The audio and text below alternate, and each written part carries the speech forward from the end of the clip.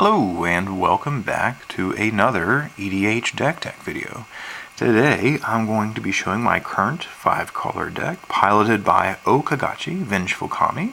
O-Kagachi here is actually a really clever 5-color commander. Most of the 5-color commanders don't really give a very clear path to what the deck is supposed to be about. For example, most people use like Sliver Queen for generic good stuff.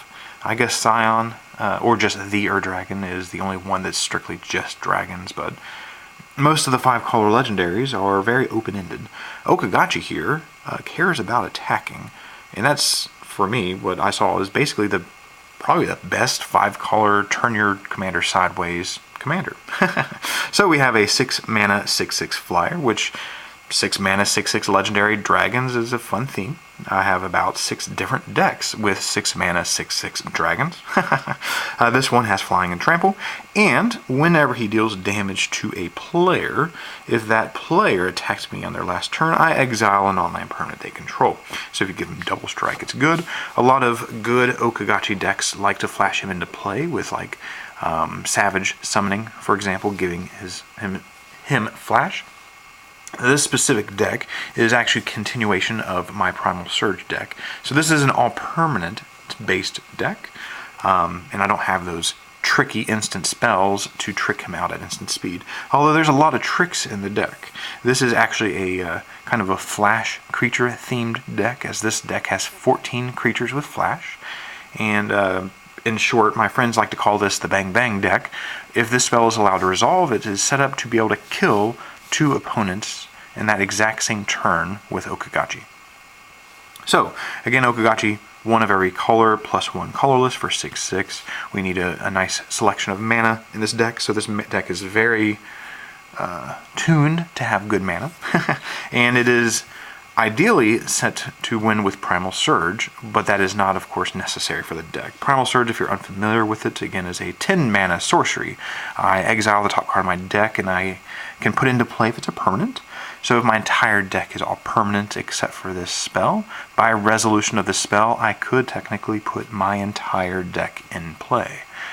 Now, of course, I will usually leave about 5 cards in my deck, because 2 of my creatures in this deck come into play and draw me 2 cards, and I'll then have 1 extra card. Other effects on the board may change that if someone has like a Temple Bell or something like that.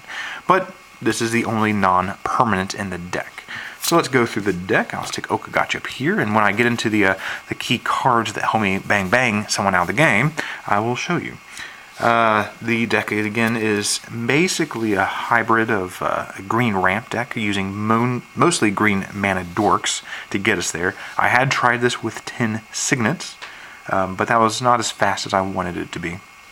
So we have a bunch of 1-drop green dorks. We have the Nobles and the Birds and the Avison's Pilgrim and the Lanoir. We have a few 2-drops. One that immediately fixes our colors, and the protection is good. Bloom Tender is fantastic, as essentially this could be a 2-mana tap for 5 kind of effect, depending on how many other permanents we have in play. We have Selvala, which I have to pay to activate, but the fact that she gives us any combination of colors is really good here. It just helps us get a 5-color commander out much faster. We have a selection of cards that get lands into play. We have the Sack Elder and the Farhaven and the Wood Elves. These guys can get non-basic force, for example, and the Ulvenwald Hydra can get us any land we need. Ulvenwald is a great thing to clone when possible. Let's go on through the Flash complement. As I said, there are 14 creatures with Flash in this deck. Now, this is a unique one. Our commander is a Dragon Spirit, so some Spirit tricks effects are good. The Drogskull Captain wasn't here for a while because it gave O-Kagachi Hexproof and +1/+1, making him a 3-hit kill. That was cut, but Rattle Chain is still here. This can act as a protection spell for our commander, or I can use it to essentially pay 2 extra to flash my commander into play. Again, that threat, that known potential, makes people not want to attack you. The issue with O-Kagachi is if you don't have onboard haste, no one really cares about his trick. But if your friends all know that you have the ability to flash him into play, that changes everything, and that also is very good politically to make people less likely to want to attack you when you have 6+ mana. So Rattle Chain's fantastic. If anything, it's just a 2 mana, protects our commander from spot removal at worst. We have Dual Caster. Again, we don't have any other spells in the deck, so this could be someone else's ramp spell or reanimation spell. We have an Aven Mind Sensor because we like fucking over the opponents. We have a Stonecloaker. Again, this is a nice protective spell. It could be used just to screw over someone trying to reanimate something, but this is here mainly to save or rebuy some other creature in our deck. We have Selfless Squire, same thing. This is a sort of a fog, more of a stall mechanic, really. This is fun if you can flicker it a few times. We have Arresto Angel. We have a fair number of angels in the deck, but not enough to make her still not worth playing. She's amazing. She will flicker and save anything we need if we're just rebuying some ramp spell or saving something from removal. We have a Mystic Snake as one of 2 protective spells in the deck. Again, only one non-permanent, being Primal Surge. We have to have at least a little bit of counter magic here, and the snake in your boot tends to get people. We have Stunt Double as a flash clone. Fantastic. A strict upgrade to clone, doing something at instant speed is great. We have Venser to go along with the Mystic Snake as a way of kind of having a little bit of an answer. The biggest issue with Primal Surge decks is they are mostly non-interactive, so having this is fantastic. And to go with him, we have Teferi, a second way of giving our commander flash. Teferi is a little rough, being 3 blue in a 5-color deck, but our lands does support him pretty well. We have Samut, Voice of Dissent. Again, this is a fantastic combat trick. We can flash this in and untap our own creatures. We can untap another opponent's creatures if we want to be politically savvy. But she is a great combat trick. As is Avacyn. Again, this is a nice way of saving our commander from a wrath, or any of our creatures, really. Surak is here to make it so our commander or whatever can't be countered, and it gives other things trample. He's more here just to be a beat stick, a 5-mana beat stick. And finally, we have the Bogardan Hellkite as kind of the deck's really only removal spell, which is bad, but it's good enough in what this deck needs to do. The most important creature with flash here is being Teferi, and as I go through the deck, I'll explain why he's still here. Let's go through the next chunk of creatures. These are essentially enter the battlefield good stuff creatures. Gilded Drake is basically anything you want in a blue deck, blue X or whatever. It's just a fantastic card. It's good at stopping an aggro deck from getting you with a very fast commander, for example. We have Stoneforge Mystic. The last Primal Surge deck I showed tried to get like 20 equipment into play all at once. This deck has 3 equipment, one of which is very important. Thus, the Stoneforge Mystic has retained in the deck. We do have a Reclamation Sage and a 6 Slime for a little bit more interaction. We have Karmic Guide, Sun Titan, Eternal Witness, and Green Warden to help us recur some stuff from our graveyard. We have Cloud Blazer and the Muldrifter as a little bit of draw. Again, we have to be careful with Primal Surge. These do force us to draw. These are not May abilities. So while we need these in the early game, if we resolve Primal Surge, we do have to leave about 4+ cards in our deck. Again, depending on what the opponent represents. We have 2 tutors. This is one thing that my previous Primal Surge deck could not do, was tutor for Primal Surge. There are no other creatures that I'm familiar with that can get a sorcery, a green card sorcery from my deck to my hand. So these are really our only way of getting them. Although, realistically, the deck doesn't always need Primal Surge, and these may be necessary to tutor something else up to survive with. And the last stack of creatures, there's a random one here that doesn't quite fit any category. This is a 5-color deck. It is running all 10 fetch lands, so having a Crucible of Worlds that can attack is also a very good effect. This essentially is a pseudo card advantage, where every turn we can grab a land from our graveyard. Now the rest of these creatures are attacking matters. They essentially just turn sideways, or their goal is to turn sideways at some point in the game. Good at early game dirtling, really, baiting out removal, or just trying to participate in the game until we can find a way of winning. So Trigon's there to get rid of artifact and enchantment whatnots. Thalia is here just to tax and annoy people, and attacking for 3 every turn is nice. Geist here is going to attack whoever can't block him. Mathis is a bit of a trolley card, really. This is just finding reasons to run red in a 5-color deck is a little hard sometimes, And Mathis is a fun one to play with. He is a nice early game play. The bounty counters are, of course, forced draw. Each opponent has to draw. That's not a May ability. So again, it gives us something to do early game, a little bit of political play. It's fun to go with O-Kagachi and whatnot. We have Rafik of the Many. This is, again, a very important card, very similar to Teferi. He will give one of our attacking creatures, if it's just one, double strike and exalted. So that goes very importantly with O-Kagachi. We have Sigarda to give anti-sack, and again, this is just a generically good attacker. We have Ariella to give us an extra attack phase.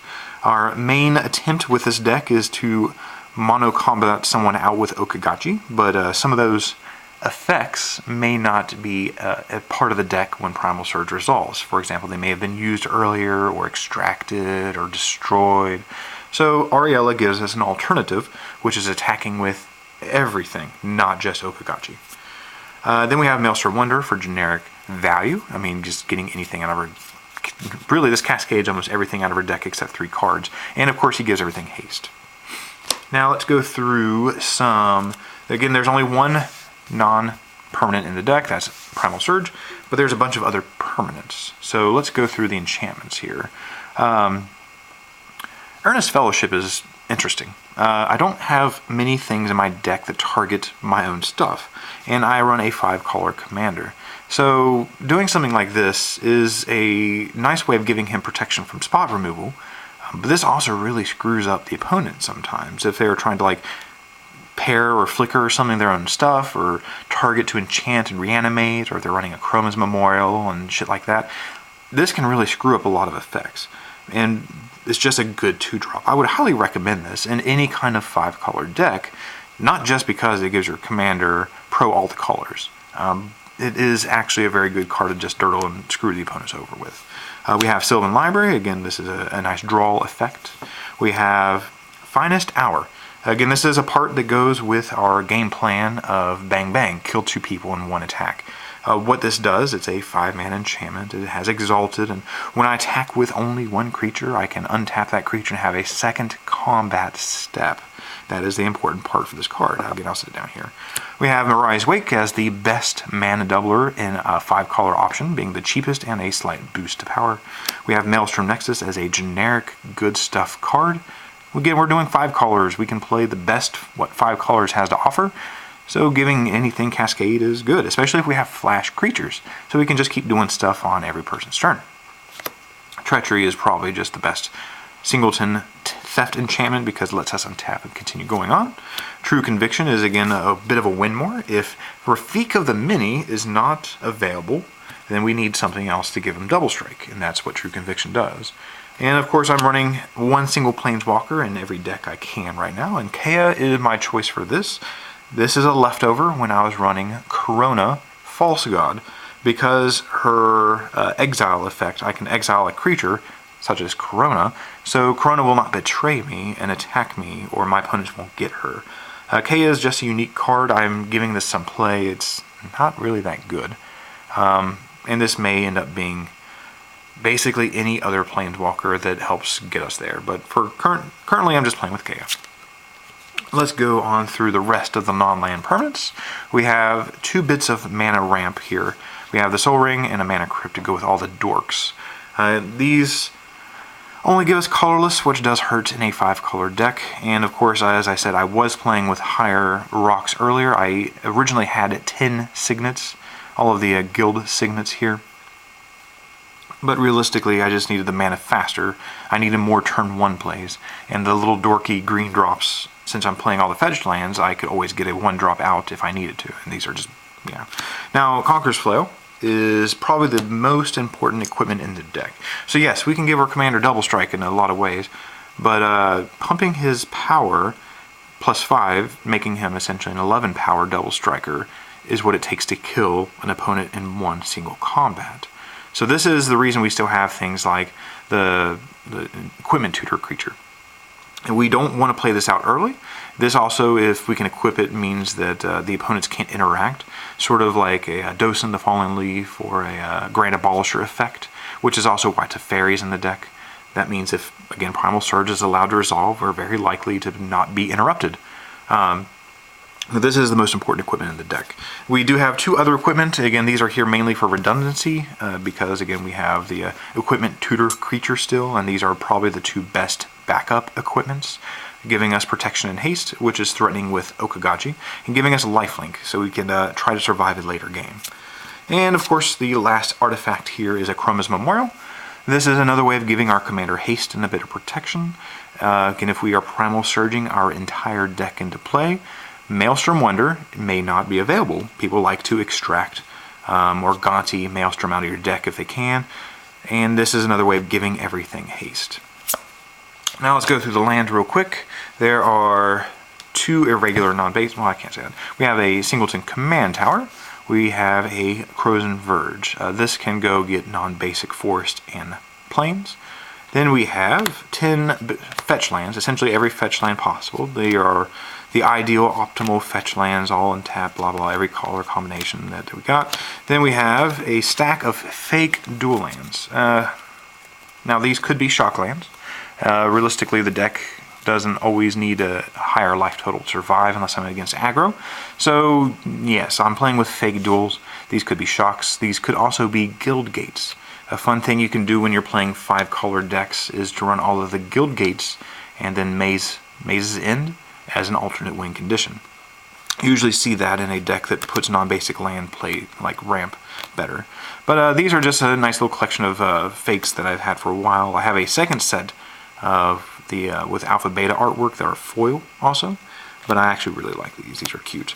And then finally we have 3 of every basic land. Now this is another thing open to debate. A lot of people love putting a lot of non-basics in their 5-color deck. So what you may want to do instead is play 2 of each basic and then another cycle of non-basics. For example, plug in 10 shock lands or the filter lands or whatever you want to do. These are all just the random Rebecca Gay promo lands. Just really like the artwork on the swamps, really. But, as I said, this is based around getting O-Kagachi and a few key elements in play. So when I go to combat, I can take out 2 opponents and essentially with 21/21 commander damage. The key parts here, again, are these are all being cheated into play by Primal Surge. We have Teferi, so the opponents cannot cast things to stop us. We have Rafik and or True Conviction to give our commander double strike, and we have this to give it a double combat step. And again, there are backups. We have this is of course necessary to give our commander enough power to do a double strike 1-hit kill. But of course we have the Auriella to go with the Finest Hours, an alternative to the Exalted thing. That would require this for double strike double combat or double strike double combat. But yeah, this is my current 5-color O-Kagachi deck. The deck is, of course, themed after Primal Surge. It could be anything. 5-color commander decks are open to whatever cards you want to play. You can literally play the best of what your opinion the best is. And this, of course, could be a much better Primal Surge deck with things like Avengers, Zendikar, and Perforos. So just by resolving that spell, we win before combat matters. But I really like this dragon. I just do have a favoritism for playing 6-mana 6/6 dragons. My favorite, of course, is Croesus, but I still have Treva. I actually still have Kolaghan. I have Rorix. I have, like, yeah. I have a giant pile of EDH decks, and it just so happens that most of them are piloted by 6-mana costing commanders. Even non-dragons, I still have the Visara the Dreadful. I still have 2 Rakdos decks, and yeah. But yeah, any ideas or opinions, I'm always welcome. Thanks.